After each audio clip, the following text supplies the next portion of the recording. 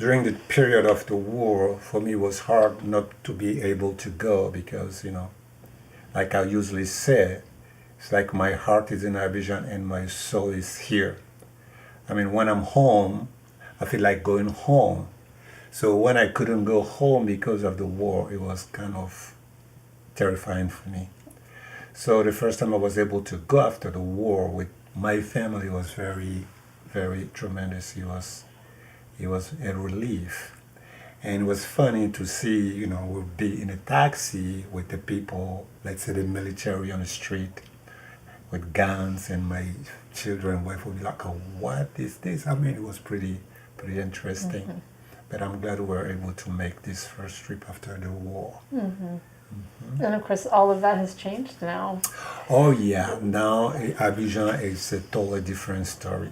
Buildings, roads, and Malls, supermarkets. supermarket, the first McDonald's, Burger King in Abidjan. It's unbelievable. When I'm at the mall, I feel like I'm somewhere in Seattle having my burger. I mean, Yeah. it's unbelievable.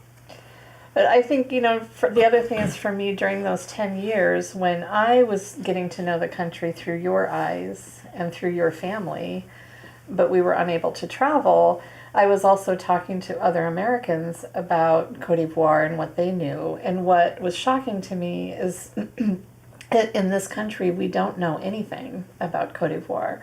We don't get news about the Ivory Coast. We don't typically travel vacation in Cote d'Ivoire, the Ivory Coast. People aren't refugees from the Ivory Coast. It doesn't have refugee status, so there aren't very many Ivorian immigrants that have come to the US. And so there was very little understanding. People didn't even know where the country, most people I talk to don't know where the country is from. And now what I would like to do is take that same excitement that we had when you introduced the country to the kids and to me, and start to introduce other Americans to the place. Absolutely. That is for me like a dream because it's like my trip here wasn't just like a one way, it was a round trip. Now that I'm here, I have a family and everything. For me, it's very important that I do the same trip like I did 20 years ago, like bringing people to the Ivory Coast, Muslim American, to discover what it is. Because I'm surprised when I hear or people ask me, what is Cote d'Ivoire? And when I say it's West Africa, it's like, what? What is that? Like in Jamaica? I'm like, no, it's not Jamaica.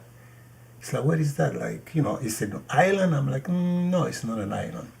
So it's very important for me to bring people to knowing Cote d'Ivoire. And it's sad to say that some people think in Cote d'Ivoire people still live in trees and hats. No, it's a big city with university, like we say, with malls and bridges. So it will be very, very, very good to bring Americans to discover the Ivory Coast. Yeah. So Cote d'Ivoire is a very beautiful country. And it's too bad because I get to know that or actually enjoy it after I went back. I did not know that I was born and raised in such a beautiful country until I came to the US. So when I went back for the first time in Abidjan, I went to Pobwe, I went to Bissam, I went to Assini. The beauty, it was breathtaking. I'm like, how come I never had to actually enjoy such a beautiful place before? And look at that. And I went from Abidjan to Bouaké to Korogo. It is unbelievable. So in the south, we have the Atlantic Ocean. And then when you go little north of that, you got the forest, like Forêt de Banco. And then you have the savannah, and it's just amazing. When you and I were first dating, I remember asking you if you'd ever been to Kenya, because as an American, when I hear about Africa, the first thing I would think about was Kenya. Do you remember what you told me? No, no. Like, no, Kenya's a long way from Cote d'Ivoire. It's not easy to get there. So, Kenya's in East Africa, Cote d'Ivoire is in West Africa. I always think about it kind of on the nose of the continent. The coast faces south, Yeah. and it is sandwiched between Liberia and Ghana, with Mali at the north. So it's about the size of the state of New Mexico. Yep. And you told me once there are over 60 tribes and 60 different languages spoken Yep. within a country that size. It's very diverse. In 1960, Côte d'Ivoire received its independence from France. And from 1960 until 1999, Côte d'Ivoire was very, very peaceful. Very peaceful. But from 1999 to 2010, there was some turmoil. Like every other country, people have different opinion how to run the country. Fortunately, there was an election in 2010 where we had a president, and then from there, everything's been very good so far. Building roads, universities, and business is good again. Everything is okay.